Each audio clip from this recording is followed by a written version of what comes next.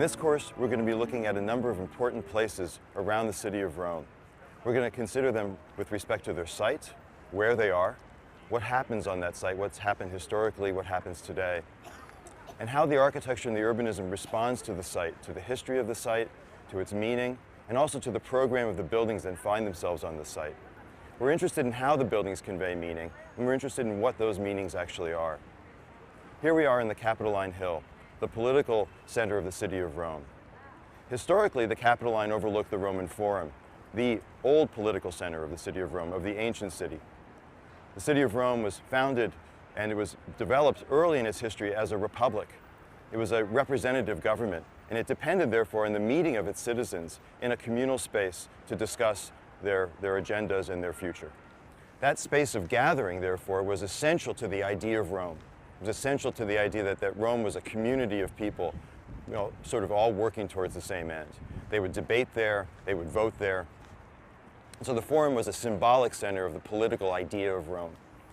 Now, while over the centuries it accrued many new buildings, basilicas, temples, markers like columns, triumphal arches even later in the Roman Empire, it always reserved that sense in which it was an open space, a kind of reserved, special place where Rome, even when it stopped being essentially a representative government and had become an empire, still preserved that idea that it was a community.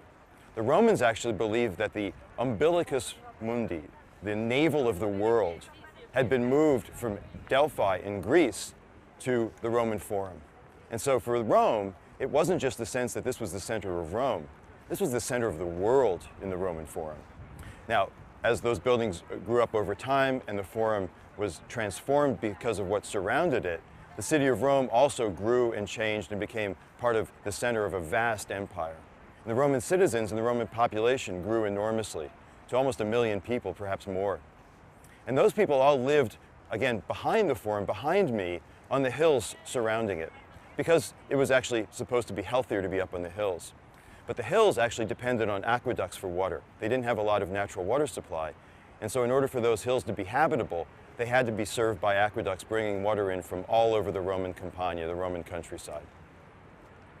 When the city of Rome was attacked and sacked near the end of the Roman Empire, those aqueducts were cut either by the people attacking to cut off the water supply, or by the defenders to prevent attackers coming into the city through the aqueducts. And so when the population lost that water supply, and through a whole series of other depredations, they moved to another part of Rome, the area known as the Campus Martius, which was the field of Mars, where the Roman early empire, even late republic, had practiced their military exercises on a plain in the bend of the Tiber River. That area of the Campus Martius eventually itself acquired many important monumental buildings, but very few people lived there in the ancient city.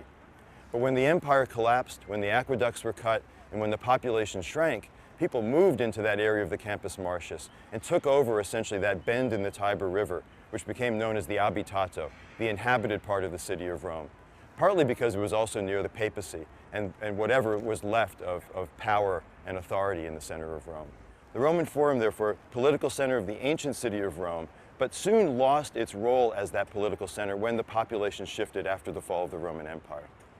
Now we're on the Capitoline Hill, one of the 7 hills of Rome, and one of the most important of the city. Mythically, before Rome was founded, the god Saturn had founded a city on this hill. He had founded the city in the ancient days before really history was even written about the city of Rome. And he had a rival city founded by the Etruscan god Janus on the Janiculum Hill. And we'll visit that hill after this section of the course to look at the Tempietto. So 2 ancient mythical cities happen on 2 hills. Saturn has his city on this hill, the Capitoline Hill, and Janus has his on the Janiculum Hill. The Capitoline, capital, is where we get our word capital, actually. And it always has meant that center that, symbolically at least, it was a kind of acropolis, a kind of symbolic political center, the practical political center being down in the Roman Forum, but the symbolic center of Rome being up here on the Capitoline Hill. The high point of the hill was known as the ARCs, and it was the place where there was a citadel, the most defensible part of the city. When all else was lost, the Romans retreated to the ARCs, or the citadel, up on the high point of the Capitoline Hill here to my right. There were also temples on this hill, and towards the Roman Forum, there was an enormous building that essentially functioned like a retaining wall. That was the tabularium, the archives building of ancient Rome, where all their records were kept. Below the tabularium at the edge of the forum were a series of temples, the most ancient of which was the Temple of Saturn, dedicated to the god who had founded his city here on the Capitoline Hill. And the Temple of Saturn, in its understructure, was also the treasury of Rome, where they kept their most precious treasures. So there are many ways in which this hill and its symbolic mythical history was associated with the political center of Rome, even though it was removed from it. In a way, it was kind of like an acropolis, like the Acropolis in Athens. Now, with the fall of the Roman Empire, the cutting of the aqueducts, the shrinking of the population, the Roman Forum essentially became abandoned, eventually taken over by Roman citizens, partly lived in, but in many ways cannibalized for raw material to either burn in lime kilns to make lime, or to build new buildings out of the spoliae or fragments that came from the Forum. Eventually, the Forum became known as the Campo Vaccino, the cow pasture. Because cows grazed there, it was essentially a field with ruins, but also because cows were driven in from the south of Italy and the countryside south of Rome to be brought here to market near the Capitoline Hill. And there were in fact butchers all collected around this hill. And some of the people in authority here on the Capitoline Hill were in fact the butchers' guilds. Capitoline itself, because the city of Rome had been oriented now in the Middle Ages away from that ancient Roman city, towards that bend in the Tiber towards the northwest, the Capitoline Hill reoriented itself beginning in the Middle Ages towards that new center of Rome.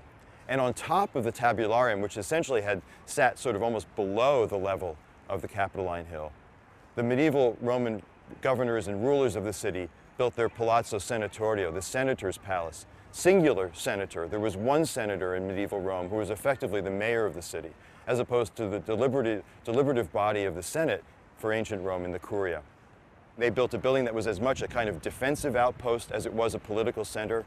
It was a place for meetings, but it was also a place to retreat to when things got tough. And lots changed over the history of medieval Rome. It was a very contentious landscape between the papacy, between private warring baronial families.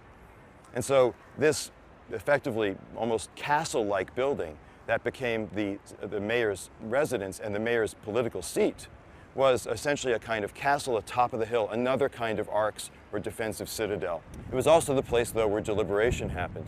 And there was a gradual ramp step that led up to the Piano Nobile, our second floor for Americans, or the European first floor. And that level was the place at which there was the ceremonial spaces of the building.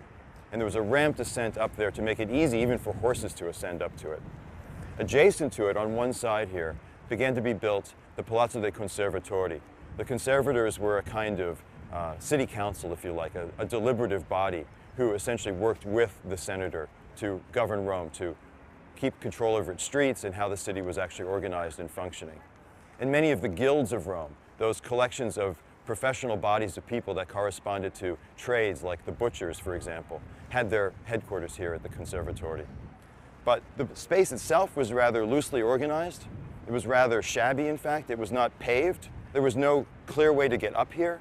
There was no grand ascent up to this point of the city.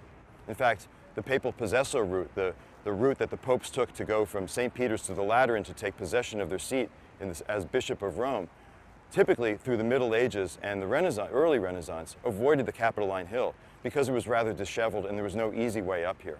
So when the Emperor Charles V comes here for his triumphal procession after having won a great naval battle, he actually avoids the Capitoline Hill, moves around it, and processes through the triumphal arches in the Roman Forum down to the Colosseum.